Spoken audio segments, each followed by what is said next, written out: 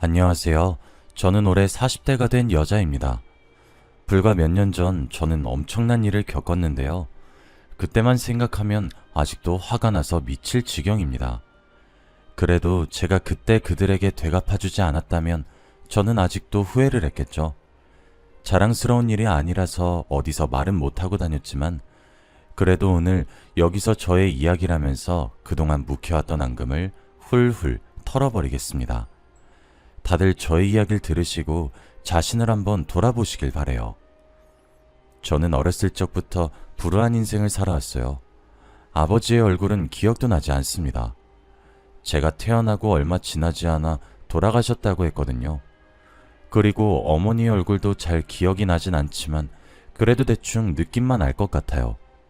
어머니는 아버지가 돌아가시고 얼마 지나지 않아 저를 할머니 집에 버리고 도망가셨어요. 도저히 혼자서 저를 감당할 수 없었나 봅니다. 그래서 저는 어렸을 적부터 할머니의 손에서 자라왔어요.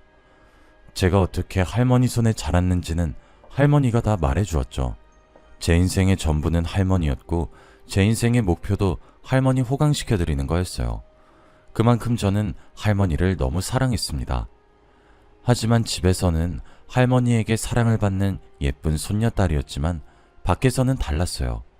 부모가 없다 보니 학창시절 내내 혼자 지내야 했습니다.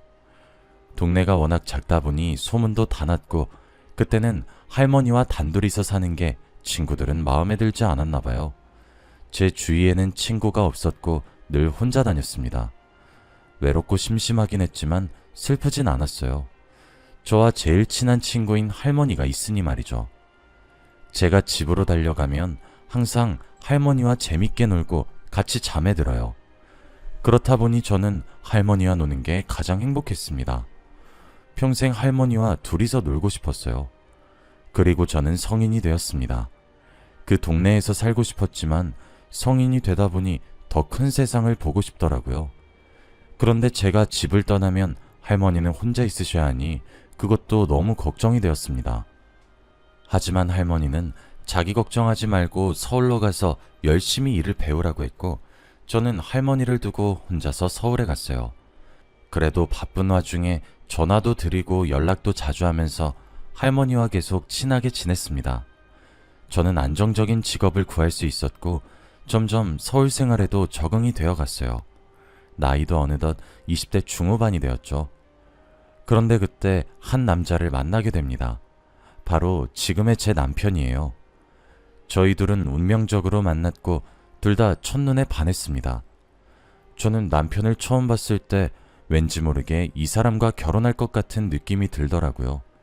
그만큼 저는 남편과 운명이라고 믿었습니다. 남편과 연애를 하면서도 너무 행복했어요. 저와 너무 잘 맞았고 듬직하기도 하니 더할 나위 없이 행복했죠. 그리고 저희 할머니한테도 소개시켜주면서 셋이서 자주 여행도 다니고 그랬습니다. 연애한 지 얼마 지나지 않아 저희는 결혼을 하기로 결정했어요. 또래에 비해 어린 나이긴 했지만 저는 이 남자를 놓치기 싫었어요. 그런데 저희의 결혼은 남편네 집에서 반대하셨습니다. 없는 집 자식을 며느리로 삼을 수 없다고 말이죠. 부모가 누군지도 모르는 사람을 어떻게 가족으로 들이냐고 했습니다. 그리고 무엇보다 제 주제에 자신의 아들과 어떻게 결혼을 하냐고 했죠. 그런데 남편네 집에서 저에게 이런 막말을 하며 반대를 하시니 할머니도 반대하셨죠. 사람한테 저렇게 막말하는 집안에 어떻게 손녀딸을 시집 보내냐고 하면서 말이죠. 양가의 말이 다 이해가 되긴 했지만 그건 저희의 결혼을 막을 수 없었어요. 저와 남편은 양가의 반대에도 무릅쓰고 결혼을 진행했습니다. 남편과 함께 산다면 시어머니의 괴롭힘도 이겨낼 수 있을 줄 알았어요. 남편도 제 편이 되어줄 거라고 예상을 했고 그땐 어려서 뭐든지 당당했거든요. 그런데 이건 저의 착각이었습니다. 시어머니와 시누이의 괴롭힘이 정말 장난 아니었거든요. 남편과 저는 주말 부부였습니다. 남편이 지방에서 일을 하다 보니 주말이 되면 서울로 와서 같이 시간을 보내요. 저와 남편은 분명 분가를 하고 있었습니다. 하지만 그건 다 의미가 없었어요. 자기 집인 것 마냥 저희 집에 들어와서 있다가 가는 건 아무것도 아니었습니다. 그리고 저한테 막말을 하시며 괴롭히는 일도 잦았죠. 시누이와 저를 비교하며 저를 깎아내리기도 했습니다. 자기 아들이랑 결혼시켜준 자기들한테 고마워하라고도 했죠. 평일은 정말 지옥 같아요. 그래서 일부러 회사에서 더 오랜 시간 있기도 합니다. 야근을 밥 먹듯이 하고 집도 잘 들어가지 않았어요. 퇴근하고 집으로 돌아가면 시누이와 시어머니가 집을 난장판으로 만들어 놓으니 말이죠. 저는 내심 속상하긴 하지만 묵묵히 버텼어요. 이 사람들한테 지는 게 더 억울했거든요. 그리고 남편한테도 알리고 싶었지만 꾹 참았습니다. 남편이 워낙 시누이와 시어머니를 아끼기도 해서 오히려 역효과가 날 것 같았죠. 그리고 남편이 오면 시누이와 시어머니는 저희 집에 오지 않으셨습니다. 그런 환경에서 계속 살아왔어요. 힘들긴 했지만 버틸 수 있었습니다. 그런데 얼마 후 놀라운 소식을 듣게 되었어요. 바로 제가 임신을 하게 되었습니다. 딱히 계획도 없었고 천천히 아기를 가질 생각이었는데 우연히 테스트를 해보니 임신이더라고요. 저와 남편은 너무 행복했고 기뻐서 날뛰었습니다. 시누이와 시어머니도 좋아해 주셨죠. 그런데 임신을 해서 좋아하는 것과 저를 괴롭히는 건 다른 일이었습니다.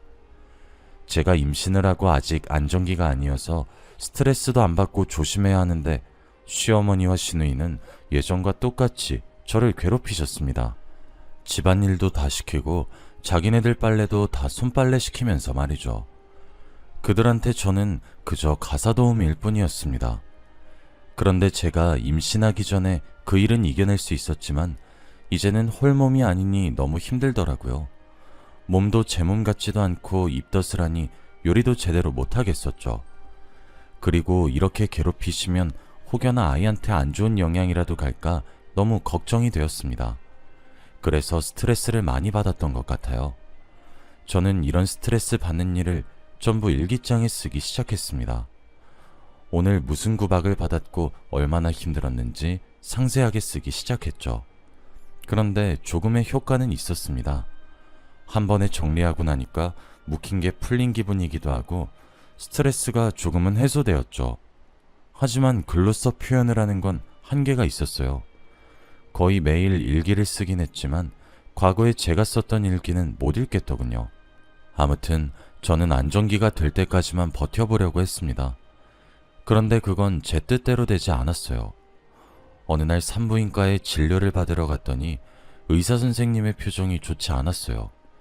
저는 그때 남편이 지방에 있어서 혼자 산부인과에 갔었기 때문에 너무 무서웠습니다. 그리고 의사 선생님은 아이의 심장이 뛰지 않는다는 충격적인 말을 하셨죠. 저는 그 순간 눈물이 펑 하고 터졌습니다. 그 자리에서 오열을 하고 말았어요. 의사 선생님은 최근에 스트레스 받은 일이 있냐며 물어보시더라고요. 저는 머릿속에서 시누이와 시어머니밖에 떠오르지 않았어요. 그 두 사람만 아니었다면 저의 아이가 이렇게 되지 않았을 거란 생각이 들었죠. 그리고 그들한테 화가 미친 듯이 났습니다. 의사 선생님께서 아직 나이가 어리니 임신 가능성은 충분하다고 했지만 말이 귀에 들어오지 않았어요. 저는 그저 그들한테 화가 너무 많이 났습니다. 그리고 저는 집으로 돌아가 시누이와 시어머니 그리고 남편에게 이 소식을 알렸죠. 그런데 시어머니는 이 소식을 알리자마자 제 등짝을 때리시며 혼내셨어요. 너 다른 여자들처럼 헤프게 술집 가서 술 퍼마시고 그러는 거 아니니? 너 이럴 줄 알았으면 결혼 안 시켰어. 괜찮은 사람 구해서라도 아이 낳아. 이 말을 하시는데 정말 눈물이 미친 듯이 나더라고요. 저는 그때 제 유산의 원인이 시어머니와 시누이로 생각하고 있었어요. 그런데 그 사람들이 저를 혼내니까 더 화가 나더라고요. 사람이 화가 너무 많이 나면 오히려 차분해지는 거 아시나요? 저는 시어머니한테 등짝을 맞으면서도 머리가 멍해졌고 아무런 생각이 들지 않았습니다. 그리고 그들은 제가 아무런 반응이 없으니 막말을 퍼붓고 집으로 돌아갔죠. 얼마 지나지 않아 지방에서 남편이 왔습니다. 제가 소파에 멍하니 앉아 허공만 바라보고 있으니 많이 위로해 주었죠. 저는 하루 종일 아무것도 먹지 않은 채로 있었습니다. 남편은 제 옆에 있어준다며 휴가도 냈죠. 그런데 어느 날이었어요. 저 대신에 집을 청소해주던 남편이 갑자기 안방문을 확 열며 들어왔고 제 눈앞에 뭘 보여주더라고요. 그런데 그건 제 일기장이었습니다. 시어머니와 시누이가 저를 괴롭힐 때마다 썼던 것이죠. 그 안에는 세세하게 어떤 말을 저에게 했는지까지 다 쓰여져 있었어요. 그런데 그 일기장을 남편이 발견해버린 겁니다. 남편은 대체 왜 이 사실을 자기한테 숨겼냐고 화를 내더군요. 저는 그 당시에 말할 힘도 없었습니다. 지금 생각해보면 제가 남편한테 말하지 않은 건 그저 가정의 평화를 위해서였던 것 같아요. 저만 조용히 하고 있으면 남들 눈에는 저희 집이 평화로워 보이니 말입니다. 그래서 혼자 묵혔고 결국 그게 독이 돼서 유산까지 해버리고 만 거죠. 남편은 제가 눈물을 흘리니까 저를 안아주며 그동안 몰라서 정말 미안하다고 하더라고요. 남편의 말을 듣는데 눈물이 미친 듯이 났고 저희는 그 자리에서 둘 다 오열을 했습니다. 그리고 남편은 시어머니께 전화를 해서 당장 저희 집으로 오라고 했죠. 시어머니는 자기 귀한 아들이 오라고 하니까 신나서 오셨어요. 그런데 시어머니가 오자마자 남편은 제가 쓴 일기장을 보여줬고 시어머니는 읽으셨죠. 그리고 남편은 말했습니다. 다신 저희한테 찾아오지 말라고 말이죠. 제가 결혼하기 전에 말씀드렸잖아요. 제 와이프 털끝 하나라도 건드리시면 저 어머니 안 본다고요. 그런데 제가 없을 때 이런 짓 하고 다니셨어요? 당신들 때문에 제 와이프 스트레스 받아서 유산한 거잖아요. 다신 오지 마세요. 아들 하나 없는 셈 치고 사시라고요. 이 말을 하고 시어머니는 아무 말도 못 하셨어요. 그리고 안방에 멍하니 앉아있던 저한테 성큼성큼 걸어오셨습니다. 제 앞에 서시더니 대뜸 제 뺨을 내리쳤어요. 저는 눈앞이 흐릿했고 잠시 아무런 생각도 들지 않았습니다. 네 같은 게 우리 집에 굴러들어와서 다 망쳤다. 처음부터 근본도 모르는 애는 받아주는 게 아니었는데. 이 말을 하시며 가슴을 퍽퍽 치시며 한숨을 내쉬었죠. 남편은 그 장면을 보고 화를 더 내며 시어머니를 집에서 끌고 나갔습니다. 당장 이 집에서 나가라고 했고 시어머니는 끝까지 화를 내시며 결국 쫓겨나셨습니다.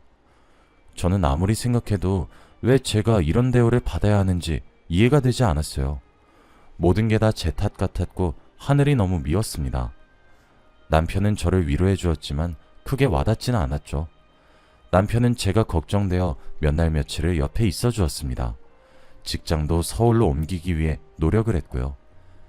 제가 한창 유산에 대한 우울함에 빠져 있었는데 제 불행은 여기서 끝이 아니었어요.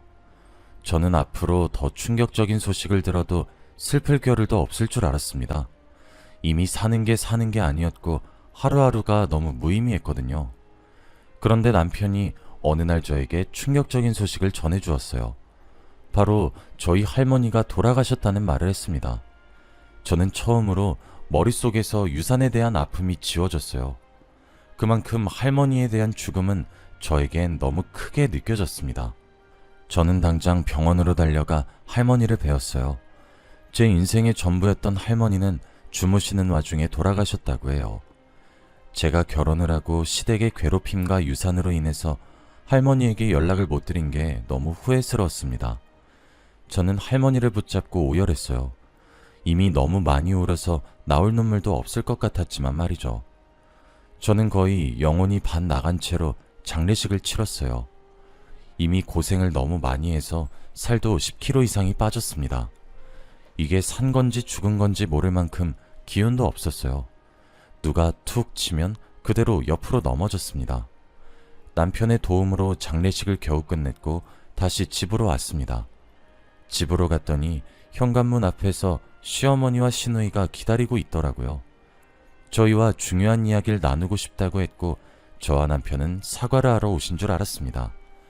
그런데 시어머니와 시누이는 식탁에 앉자마자 말도 안 되는 소리를 하기 시작했어요. 바로 저희 할머니의 유산을 반반 나누자고 했습니다. 어떻게 사람이 이렇게까지 뻔뻔할 수 있나요? 저는 도저히 말문이 막혀서 아무 말도 나오지 않았습니다. 저는 이 상황을 참을 수 없었고 가만히 앉아있는 제가 아무 말도 없으니 시어머니와 시누이는 제가 유산을 나눠줄 줄 알았나 봐요. 결국 저는 100마디의 말보다 한 번의 행동이 중요하다는 생각에 앞에 있던 물잔을 신우이의 얼굴에 뿌렸습니다. 신우이는 비명을 지르며 저한테 미쳤냐고 소리를 쳤죠.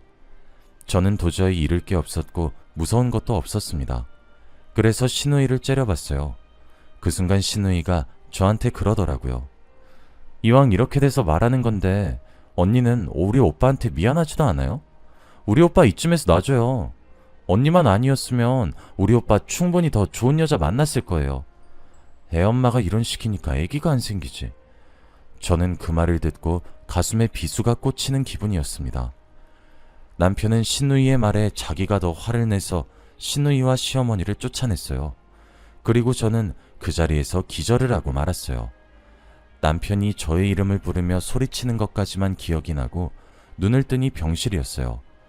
남편은 제 손을 잡고 옆에 앉아 있었죠. 그리고 제가 일어난 것을 안 순간 의사 선생님을 불렀습니다. 제가 한동안 스트레스도 너무 많이 받고 고생도 많이 해서 쓰러졌다고 해요. 그런데 검사 과정에서 알게 된 사실이 하나 있다고 합니다. 저는 혹시라도 제가 죽을 병에 걸린 걸까 하며 의사 선생님의 말을 기다리고 있었죠. 그런데 의사 선생님은 엄청나게 놀라운 말을 하시기 시작했어요. 축하드립니다. 임신이에요. 저와 남편은 그 말을 듣고 너무 얼떨떨했어요. 이 상황에서 제가 임신이라뇨? 저는 말이 나오지 않았고 남편은 병실을 이리저리 뛰어다녔어요. 아직 안정기가 아니어서 조심해야 한다고 했고 앞으로는 스트레스도 받지 않고 음식도 잘 먹어야 한다고 했어요. 저는 그 순간 눈물이 터졌습니다. 유산에 할머니까지 안 좋은 일이 한 번에 일어나서 너무 힘들고 지쳤는데 저에게 선물처럼 다시 아이가 찾아왔어요. 저와 남편은 그 자리에서 행복한 눈물을 흘렸습니다. 그리고 다들 저의 임신을 축하해 주었어요. 정말 어떻게 이런 일이 저에게 일어날 수 있나요? 삶에 낙도 없었고 너무 힘들어서 인생을 살아갈 힘도 없었는데 저한테 삶을 계속 살라고 말을 해준 것 같더라고요. 저는 그날부터 정말 열심히 살기 시작했습니다. 아이를 위해서 건강한 음식도 많이 먹고 요가도 배우면서 말이죠. 그렇다 보니 건강하게 체중도 늘어나고 산부인과에서도 이대로만 하면 된다고 말했죠. 제가 임신하는 와중에 철저히 지킨 것이 딱 하나 있습니다. 바로 시댁과 절대 만나지 않는 것이죠. 제가 먼저 시댁을 쳐내기 전에 남편이 먼저 알아서 저와 시댁이 못 만나게 해요. 그래서 그런지 스트레스를 받을 일도 없고 저는 안정기가 되어서도 아기는 건강했습니다.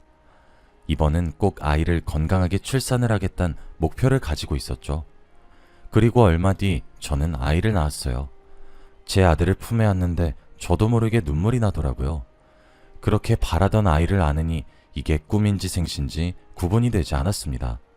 남편과 저는 펑펑 울었네요. 그런데 아이를 낳고 당연히 시댁에서 연락이 엄청 왔습니다.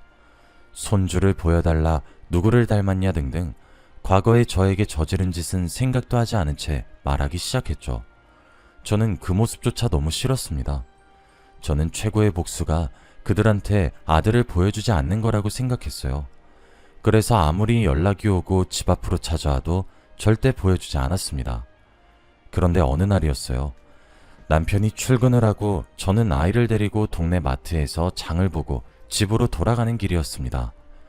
그런데 그때 시어머니가 저희 집 앞에 계시더라고요.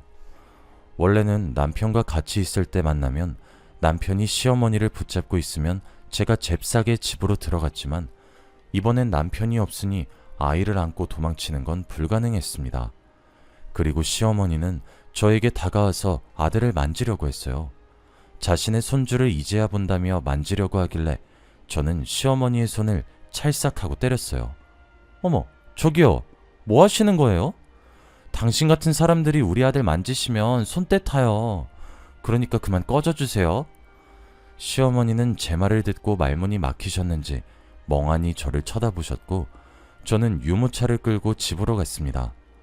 시어머니의 표정을 보고 얼마나 통쾌했는지 몰라요. 집에 돌아와서도 저는 하루 종일 웃고 있었죠. 그 뒤로 시어머니는 찾아오시지 않으셨습니다. 남편과 저는 시댁과 인연을 끊고 나서 사이가 더 좋아졌어요. 그리고 명절 때 시댁에 가지 않아도 되니 더 좋습니다. 너무 힘드시면 시댁과 인연을 끊는 것도 나쁘지 않은 방법인 것 같아요. 과거에 여러 아픔이 있었지만 그래도 지금은 늘 제 편인 남편과 아들 덕분에 하루하루가 행복합니다. 혹시라도 저와 비슷한 일을 겪고 계신다면 꼭 이겨내셨으면 좋겠어요. 하루하루 살아가는 게 힘들고 벅찼던 사람인데 지금은 당장 내일이 너무 기대가 됩니다. 결혼 제발 잘하시길 바라고 꼭 행복하시길 바라겠습니다. 저희 이야기는 여기까지예요. 들어주셔서 감사합니다.